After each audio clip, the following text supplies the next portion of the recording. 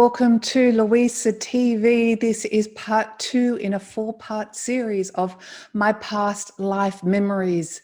Each week I detail a past life memory, an alternate life. And I truly believe that all my lives are consecutively happening now. It's as if experiencing these lives, my soul has somehow folded into two, and I bilocate. While I'm still Luisa and very conscious of Luisa, I'm also very aware that I'm experiencing myself as another person in another place in time, as we refer to time, another place in history. These lives have always come to me during meditation. They are very, very real, and while I can't validate them, they almost seem a part of me, a part of my heart, and a part of my soul. They come to me in fragments, fractal pieces, like scenes from a movie. Some come sequentially and some not, and I have to piece them together. And then there's a sifting and sorting of data to correlate this life, but the emotional signature or the emotional frequency of this life is always the same. And I learned to become familiar with each signature, each emotional frequency of the individual or the person that I was in another time or in another space. You know, it's funny, why do we meet people? A certain someone that we can talk for hours, it would have taken a lifetime to develop this rapport. Why can we go to a geographical location and it feels like home? Or why are we so drawn to particular lands as if they're calling us from another time and another place? Many of these lives have bled over into my life as Luisa, both physically and spiritually. And there are reoccurring themes throughout this lifetime that I'll share with you at the end, as well as some simple tools and tips to help you embrace your past life memories or alternate lives. Many of these lives have intertwined people in my current life, and I know their signature and I remember them. For those of you that watched Iksha last week and enjoyed it, or I somehow cured your insomnia, thank you for all your beautiful comments. I first experienced Medika many years ago, and it was clearly shown to me that Medika, or I, was an Indigenous Australian woman, approximately 26 years of age. I have no concept of the time frame, but this is well before European settlement. Medika is brave and strong and very spiritual, and she understands the laws of nature. She doesn't worry like we would in our life. Her life ebbs and flows. And she seems intrinsically knowledgeable about all that is. My skin is dark and my bones are very, very thin. And I look at my palms and they're white almost, but the skin on my palms is very, very thick. I know in this life as Medika, I feel called that my purpose in this lifetime is to realign and rebalance the energetic frequencies of the earth. The very first scene I envision of Medika is sitting. I smell the smoke of the remains of a fire. I hear the birds. It's eerily silent. There's no one else around. I'm on the top of a very high hill, and I'm on a very big rock that's sandstone. It's a sandstone rock, and I hear the leaves rustling, and the sun shines through the leaves, and I squint, and I look straight ahead, and I see down below a big body of water, and I turn around behind me, and I see more water behind me, and I'm So peaceful. I'm absolutely at peace. And then I, Medika, stands up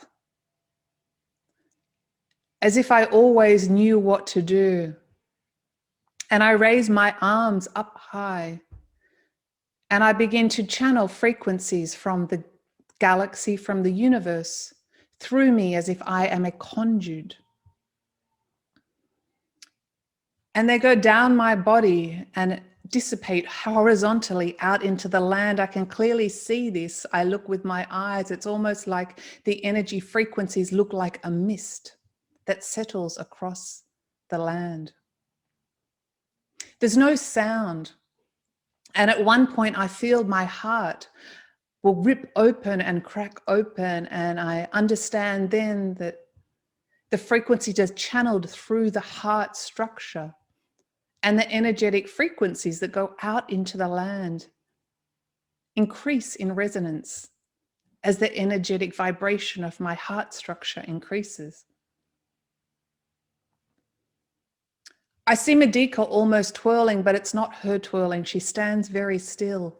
It's the energy that I can see with my mind's eye. It's white and very, very powerful.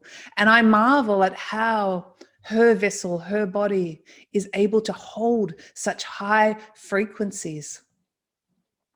And I can experience it a little bit in my body as Luisa, and it's almost too intense. It's almost too strong. I also feel with my mind's eye that many in the non-physical are watching and very interested at how Medika channels energy from above and below, how she is a conduit, and how she is able to rebalance and realign the energetic frequencies of the earth. And I suddenly feel at some point that I, Medika, breathe with the earth cyclically. The breath is very important. And then I'm also told that this sandstone rock is where I will stay for the last few months of my life before I transition into the non-physical. There is a man that traveled with me, Medika. His name is Warrior. He is the father of our young child, a girl. And I do know him from this lifetime. I did recognize him.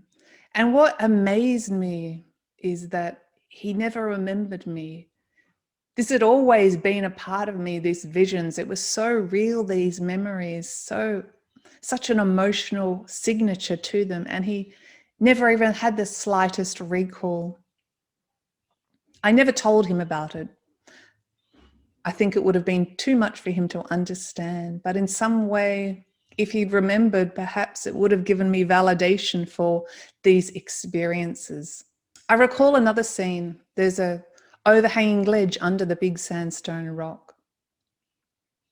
It's the night before my death. I know I'm transitioning to the non-physical. I'm not afraid at all. And I won't go into it now because we don't have time, but I also know that if I leave the cave, my child and my mate will be saved.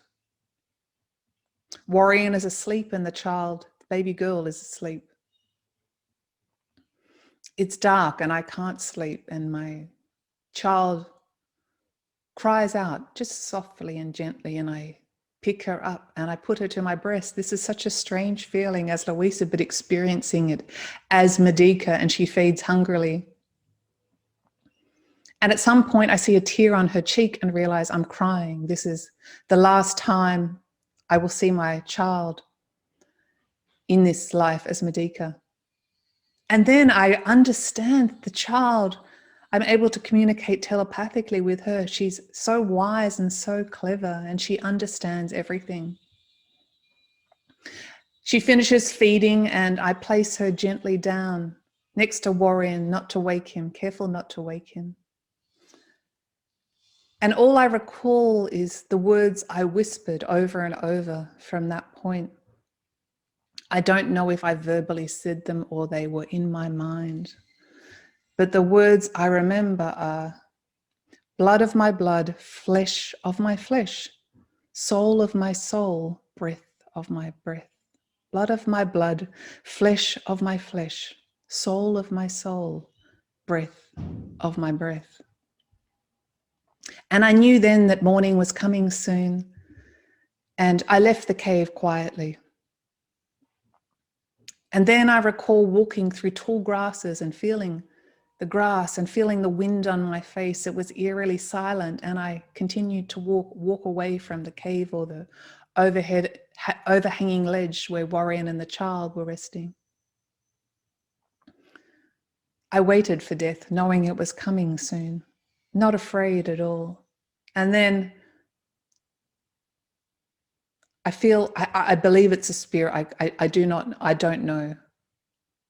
I cry out. I think it's me crying out. I hear someone calling out, and I think it's my own voice. And I fall to the ground. I don't know what happens after that. I don't have any recall, but for a moment I see flashes of my lives flashing before me. And I don't see flashes visually, I feel them emotionally. The signature of the lives, strong emotions, love, pain, fear, despair, sorrow, joy. And I know that all these experiences and all these lives are for the evolution of my soul and my spiritual growth. And that's all I recall, but my next memory is arriving at a dirt track. It seems very familiar to me. I know it very well, and it feels like I'm coming home. There's tall trees on each side, and I know that I have to walk forward along this path. There's no insects. Maybe I hear a bird, and I'm neither hot nor cold. I don't know if I'm in physical form. Perhaps I'm just consciousness. I look down, but I don't see my feet, but I feel myself walking, and I walk a short distance towards a rock, a very, very large rock. It's a rock like none I've ever seen before. It was dark and it's so smooth. And I look over the edge of this rock, and there's the most incredible expanse of space. And I call it the rock at the top of the world. Down below is a lush valley and a huge canyon, and it's so huge I can't even see the other side. There's no one around. It's just me, but I feel so safe and peaceful and secure. And I don't ever want to leave. I feel I can be utterly myself here, utterly myself. And then it gets dark, and I don't know how long my consciousness resided at this rock at the top of the world. And that's when the magic happened. I could reach out almost and touch the stars, and I felt completely one. I felt completely unified with the universe and all that was. I was alone, but I didn't feel alone. And I realized this rock, and once you remember the emotional frequency signature of a place or a person, you're always able to travel back there. I realized in my life, even as Luisa, now that I can travel there in my consciousness to this rock, and I do it occasionally. It's almost like a safe place, a base, where I'm able to sing and dance and do whatever I want, but I also realize that this rock has special magical properties for me, this rock at the top of the world, because I'm able to move energy and move vibration and move frequencies for my own life. And I'm able to raise my consciousness and manifest from this rock at the top of the world. This is such a beautiful gift, a place of safety where I can always return to in my consciousness. Another interesting thing about this life as Medika is that I knew exactly the location of the sandstone rock where Medika lived for the last few months of her life, the geographical location. And I've been there quite a few times. The thing is now it's a very busy traffic intersection in the heart of the city. And I can't walk to the actual middle of the rock. I have been there and I was amazed that I looked at one point as if I slipped realities for a moment, and I looked in front, and yes, there was a huge body of water of the harbour, and I looked behind and there was another body of water, and if I imagined it before the infrastructure was there, it would have been a very high hilltop. And I felt the same wind for a moment on my face, but I couldn't get close to the rock. And I realized the closest I could get to the rock and have less than a minute of eyes closed and feeling was to get a red light, go there. I used to do this often. I don't do it so much anymore. I would drive to this intersection and slow down just before the red light. And if I was lucky, I felt really lucky, I'd get the front row of the traffic and the light went red, and I'd have less than a minute to sit in the spot and close my eyes and feel. And the first time I did this, I almost cried out, not because of the pain, but because I felt Medika, and I felt that my heart would rip open. The frequency, the energy was so powerful and strong. It was really a transformative experience for me, and one that validated in my own body that Medika is a past life memory or an alternate life that my soul is experiencing. Why are we having all these lives? Well, I believe it's for the growth and development of the soul. The commonality of all life is that it grows, it evolves. And in each life, when we're learning lessons and values, and we're able to overcome inhibitions, we're able to evolve and be a better version of us each time through pain or suffering. We're able to experience great joy, and we're able to experience great sorrow.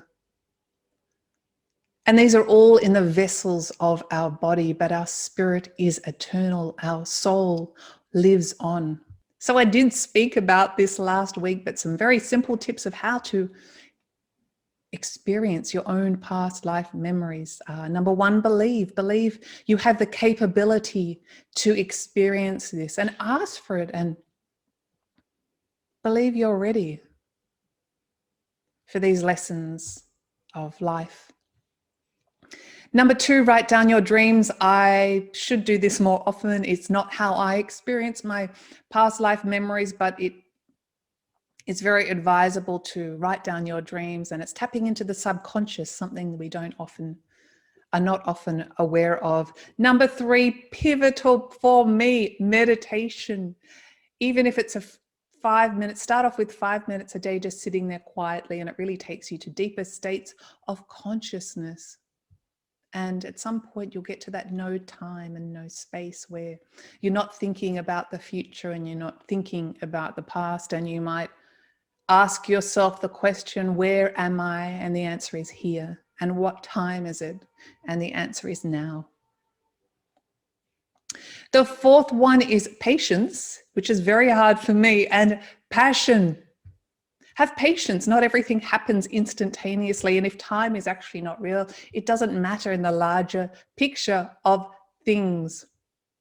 And passion, I honestly believe if you are passionate about something and you progress with your passion and follow your passion for this, you will achieve your goals and your desires. What I have learned from all these past life experiences is that our life is just a pinprick in the big scheme of things. It's like a moment in time, and we take ourselves too seriously. We take what we perceive in our reality too seriously. Love is what it's all about. Treat others how you yourself would like to be treated. In each life, we have relationships and we journey along with people. And I've learned to tell people what they mean to you, and tell them often.